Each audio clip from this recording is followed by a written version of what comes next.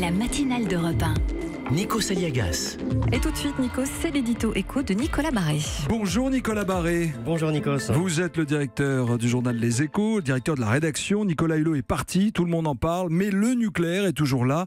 Une folie économique dans laquelle la France s'entête. Ce sont les mots de l'ancien ministre démissionnaire. La France doit-elle changer de modèle, Nicolas Barré ? C'est la question stratégique qu'il faut trancher maintenant.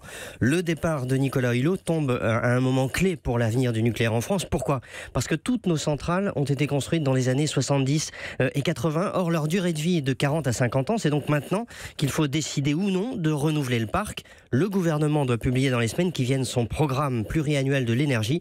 En clair, la feuille de route des 10 ans qui viennent. Et donc clarifier une fois pour toutes la place qu'il veut donner au nucléaire. Exactement, c'est tout l'enjeu. EDF, alors évidemment, veut que l'État s'engage sur le renouvellement du parc, c'est normal.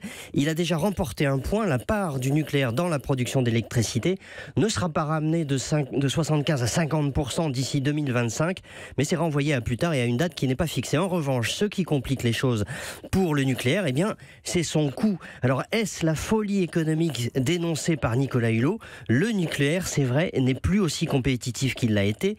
Le solaire l'est de plus en plus. Et puis, le nucléaire de troisième génération, l'EPR, qui est plus sûr, est un gouffre financier. La facture de l'EPR de Flamanville, qui sera en service l'an prochain, atteint 11 milliards d'euros, 3 fois et demi ce qui était prévu au départ. Même dérive en Finlande, où se trouve en visite Emmanuel Macron, et où la France termine avec peine la construction d'un EPR qui aura coûté 4 fois plus cher que prévu. L'EPR, c'est le réacteur pressurisé européen, mais bon, j'essaie de me mettre à la place des gens qui nous écoutent ce matin.